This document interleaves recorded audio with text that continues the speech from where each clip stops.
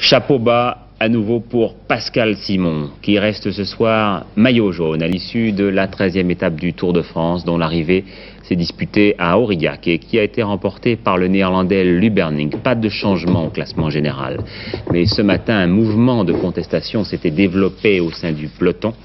À l'origine de cette humeur, les résultats du contrôle antidopage et l'inadaptation de certains points du règlement au problème de la prise d'anabolisants.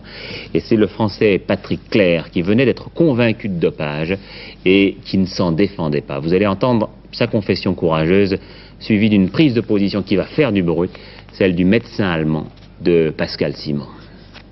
J'ai voulu contacter mon médecin habituel, il n'était pas là.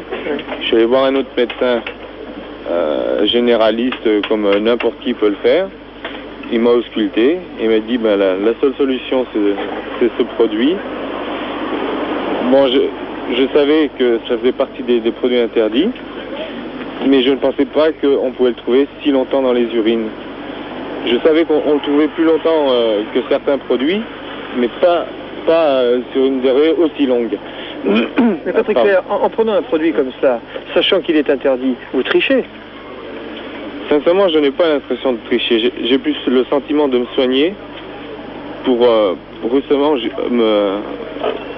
pour pouvoir réussir à faire mon métier de coureur cycliste correctement. Pourquoi c'est un métier aussi difficile que ça? Parce que les joueurs de tennis, les joueurs de football, ils sont jamais dopés, eux. Oui, mais ils sont jamais contrôlés. Donc on ne peut pas savoir s'ils sont dopés ou pas. Un coureur qui ne fait pas un peu de anabolica pour se préparer la saison, c'est-à-dire en hiver ou quelque chose, il ne va pas arriver comme il faut pour préparer un Tour de France. C'est-à-dire, après mon avis, après mon expérience de 20 ans, 30 ans, il faut prendre ce qu'on doit prendre pour augmenter la performance. Tous les records du monde, toute cette grande augmentation de cette vogue de records du monde dans tous les sports, dans toutes les disciplines de sport, après la guerre, sont provoqués, ils n'ont été jamais capables sans des anaboliques.